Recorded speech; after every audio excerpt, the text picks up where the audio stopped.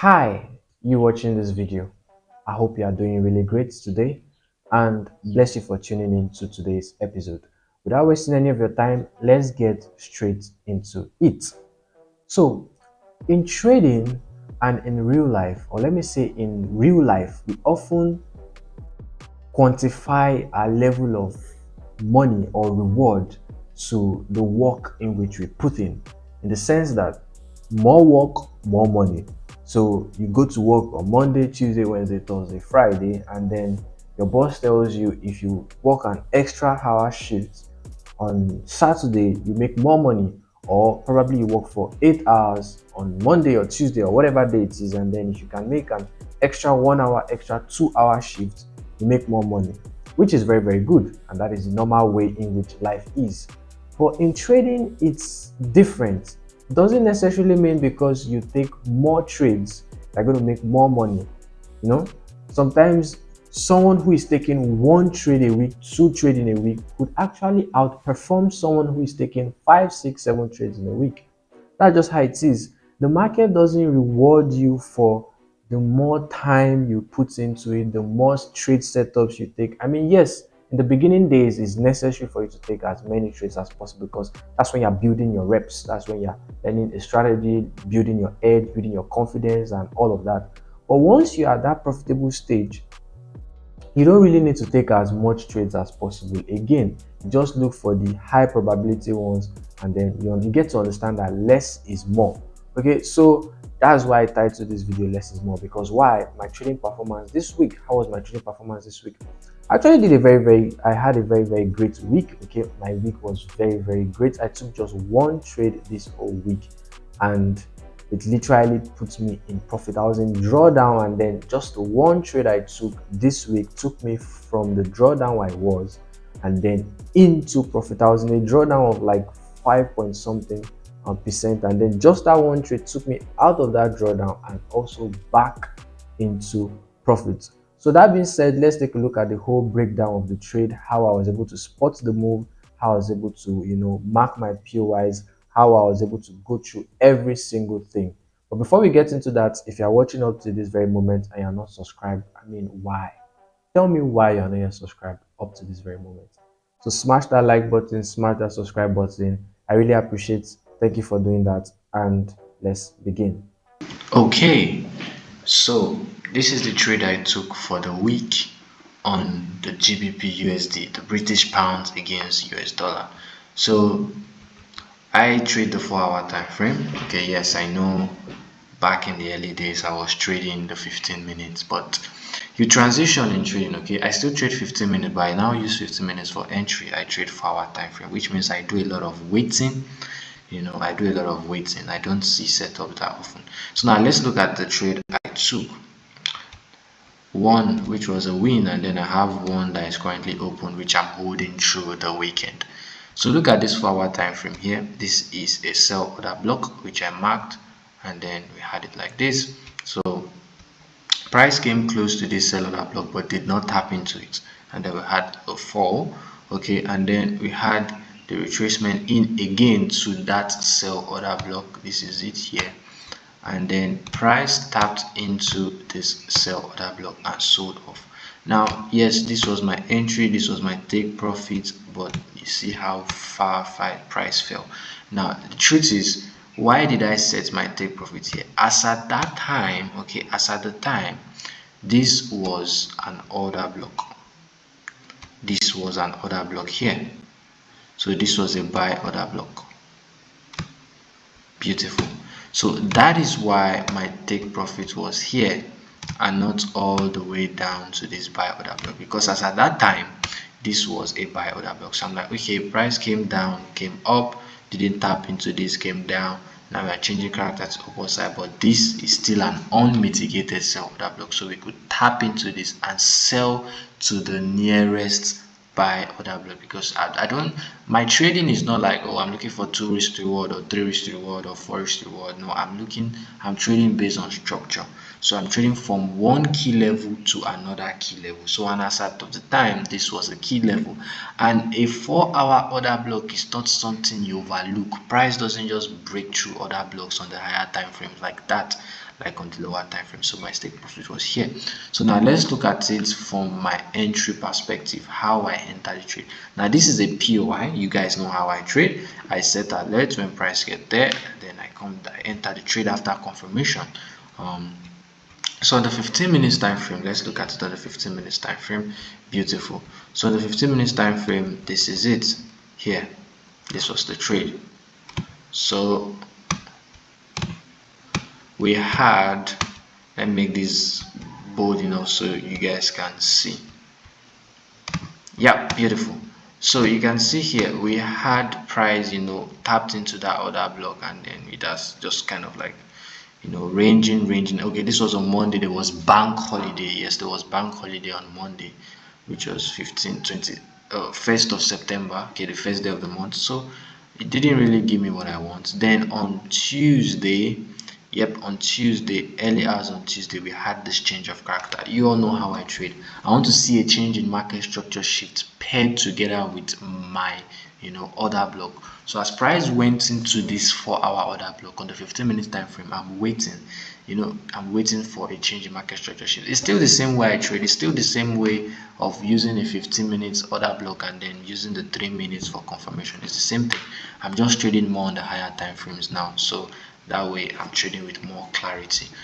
So price tapped into this, then we had a change of character to the downward side, indicating a market structure shift. So I set my limit order here at the change of character line, stop loss above the highs. Okay, this is the high, this is the high, this is like a new area of supply, the last buy before the sell down. So put my stop loss above this for make my trade to have a breathing space, and then take profit at the recent 4-hour order block, which was here. So that was how the trade was as at the time. And then I placed my order. You can see price started playing with me. I was like, oh god, I don't want to miss this move. When you trade the 4-hour time frame, you do a lot of waiting. So I didn't want to miss this move. I saw this, and then we had close to my entry, came down, broke structure to the downward side. I was like, has this trade left me? But I was like, no, we didn't have this grab of liquidity. So I was like, okay, let's leave it.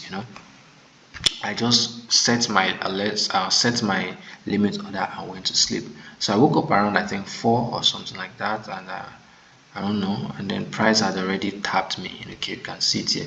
So we had this huge weak rejection into, and then boom, the next thing we had a very strong sell-off. There wasn't even any news or anything, but price just sold off massively. I know people be like, Adibin, you just left your TP, you'll have caught a very crazy move, which is true. I'll have caught a very crazy move on this downward way to the space, but it is what it is. I wasn't ignorant of this other block that was here as at the time, so I just came out here for a 2.29 risk to reward ratio, which is actually pretty cool. And yeah, price sold off. I can't re-enter or chase or anything. It is what it is. So as at that moment now, this is no longer an order block because it has been broken. So we now formed a new supply zone here, which is this. So we now formed a new supply zone here, and then you see it's paired together with this other block. So I'm currently in another trade, but I'm holding through the weekend. I entered it towards the market close, so you can see it here. The thing about trading is, if your trades don't look similar, they don't look similar. I mean, you cannot have the same amount of entries, but if your trades are not similar, then you don't know what you're doing. It is just as that's just what it is. If your trades are not similar, you don't know what you're doing. So you see price came to this other block here, and then it has not yet reached the other block before we had this retracement, and then NFP came, boom, we had huge push, and now we broke through this supply zone, but not with a body, okay, with a wick. Had a rejection. We broke again into this other block. Now this is 1 2 other block, and then huge rejection to the downward side with a wick. So inside, then the next 4-hour candlestick is closing on a low. I literally thought I was done for the week, only for me to check the chart around 8 p.m. in the night, and I saw that, oh, we already had this change of character to the downward side, indicating another market structure shift. So I placed my limit order, tapped me in. You will see it on my broker. If you keep watching this video, you see the trade is currently on. It's around break even, somewhat like that.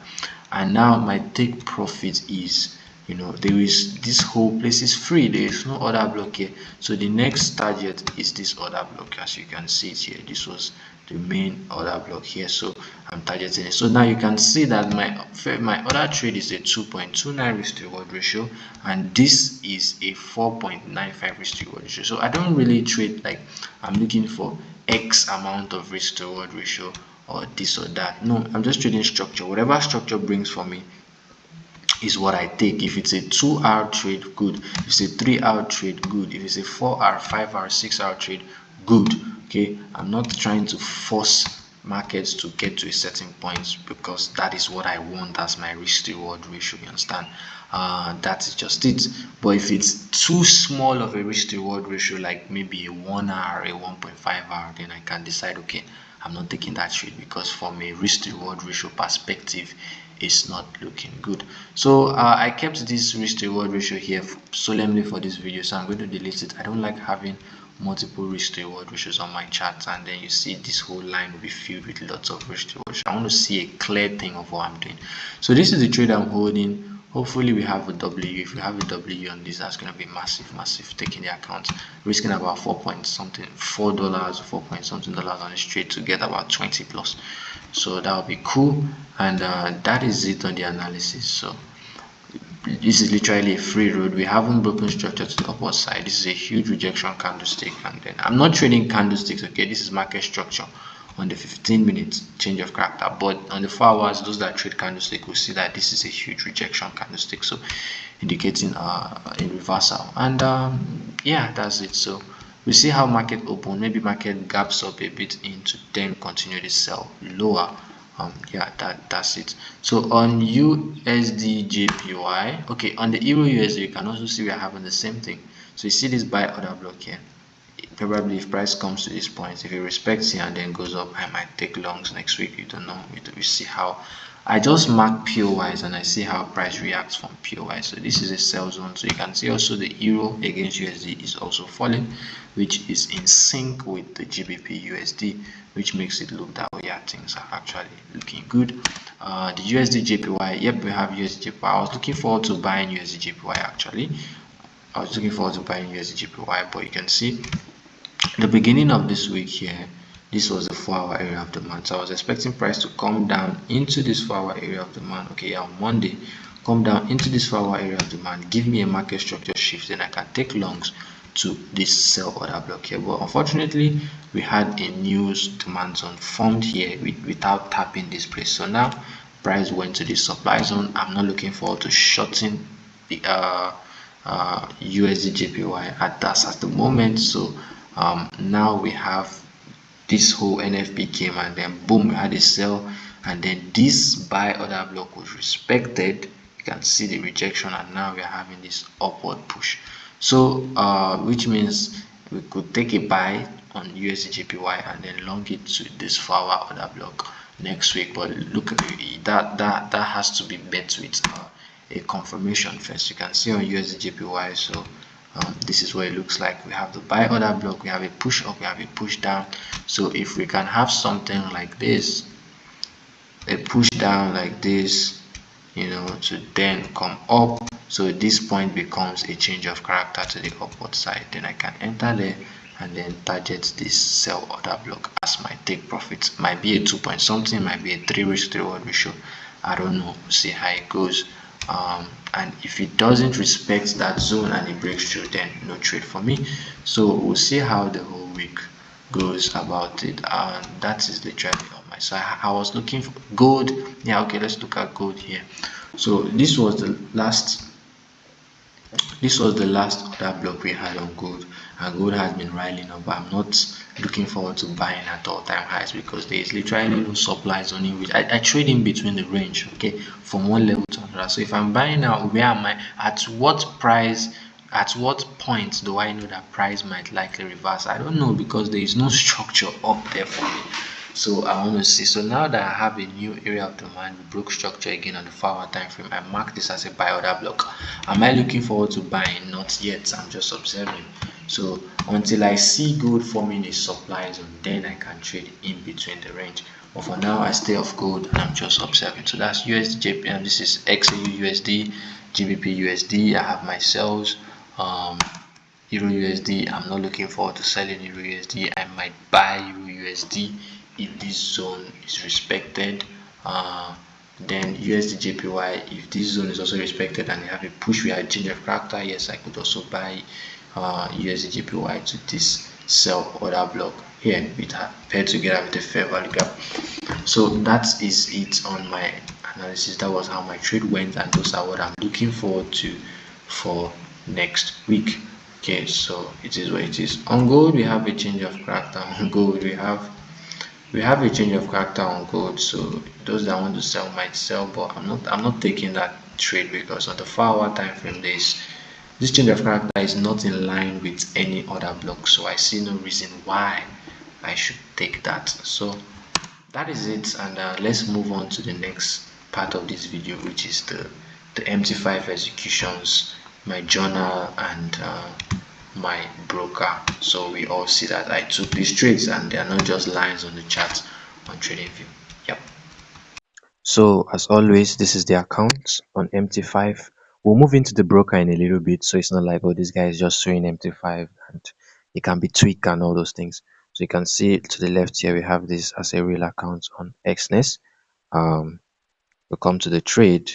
This is a trade I'm holding. This is a sell I'm holding across the weekend. I entered it literally close to market close. You must have seen it already by now in the analysis I made. Now, if you come to the history here, look at the history. So the account is currently sitting at a balance of 201.4741. I was literally in a drawdown of $190. So let's take a look at it here. So last 7 days, if I custom the period here from Monday until Friday, yes, so this is it here. What's the date? Oh, sorry, this is August. We're already in September because I was like, what? So from Monday until Friday, yes, because I took only one trade from Monday until Friday, yes. So that's it, 10.50. So this was the only trade I took for the week. So if we look at it overall, let's just use like last 3 months, you know, this is how the account started. Started at 1.45 loss, had these small wins. I wasn't really able to catch any good trades so far since, apart from this one. So we had this little stop in profit, break evens, loss, little stopped out in profit. My risk reward ratios are always high, but I wasn't able to like catch a good one. Not until this GBP, that was a $10 trade while risking. I risked about $4 on this trade, which is 2%. So overall, the account is sitting on a 1.41 profit so far. I would say I had a rough start. I started on a tilted mode, but I'm regaining my momentum back in the account. Sometimes you're not just at your peak of performance. That's trading for you. Sometimes you perform well, sometimes you don't. But as long as you're able to sit back and adjust, you can always bounce back. So that's what I'm doing on the account right now. Now let's move to the journal. So now here we have it on the journal. You can see from August 11 to August 17, I had a minus 1.5% drawdown on the account. Then on August 18th, it was a 0.08 gain. Then last week, which was the most terrible week for me, we had a minus 3.25 loss. And then just this week alone, with one trade, I was able to make 5.50% gain, which literally wiped out all my losses and put me back in profit. You can see it's just one trade. This one is open. This GBP USD is the current trade I have open holding through the weekend, so can't count this, but this is the one that is closed. So you can see the entry here. I entered at this was the size 0.02 lot. You open at this, close at this, all transparent. Let's look at the performance of the account as a whole. So if we look at it here, this is how the account started up at the normal percentage 100. Then we had this drawdown and then a push up and then a massive drawdown, which was about 3 point something percent. So let's just look at the stats here and see Time weighted return 0.7%, average weekly 0.23, which is still not that it's not that of a peak performance, but we have the average winners of 1.41 and average loser of 1.27. The reason behind this is because I haven't really been able to catch a good trade to my full TP apart from the one I just took. So, but my winners are still more than my losers. I'm regaining the momentum. Then the max drawdown. Now, this is something you want to look at in terms of every account performance. Everybody can make money in the market. Everybody can flip accounts. Everybody can grow accounts. But you want to look at the downside. Because if investors are looking at your performance in trading, they want to see how deep in drawdown do you go. Okay, how much of your capital do you lose before you bounce back? You don't want to be having a 20%, 30%, 40%, 50% drawdown, before bouncing back. That's kind of scary. So you want to make sure that you protect your downside as well, focus on growing your account. So the max drawdown so far on this account is minus 5.8%. I have never gone below minus 5.8% before on this account. So this is it right here. The account is currently on a plus 0.7% gain. Yeah, 0.7% gain. Yep. So I haven't gone below a 5.87% drawdown, which is actually pretty cool for the number of trades I've taken. Then have the strike rate, which is also the win rate on this is about 47%. In my own opinion, based on my data, I would say 47% win rate for me is poor. I usually have more. I have around 60% win rate, something like that, 60, 65, 70, sometimes 80 on good market conditions. But a win rate below 60 for me, I would say my performance has not really that been good so far. Yes, the account is still in profit. The account is in profit. I'm out of drawdown, but looking at it that way, it's not really. I know what I'm capable of. I know what I'm capable of. So far, I'll say I'm still underperforming. But yeah, this is just like what the fourth week trading this account, so there's still time. There's still time. I haven't really done much. Even this one here was just like towards the end of the week. So if we look at it, I'll see like I've been trading this account for 3 weeks, something like that. So this is it here. This is all the trade I took. So USD JPY, GBP JPY, which was break even, and then GBP USD. So far on USD JPY, I had a loss of 4.6, and then GBP JPY 5.5. So there we have it. That is it. Now let's move on to the broker to actually match things and see that all these trades are real and they were actually executed on a live broker. All right, so here we have it. The account balance is actually 201 point something. You saw it on MT5, but this is due to a position I'm holding. So we have this counted as drawdown. So it's like the account is on 201. So let's look at the I don't have any pending order, but I have an open position I'm holding. And then let's look at the close position. So you can see this is everything here. You have the 1.45, 1.45, like I drawn out. I have this, this, and the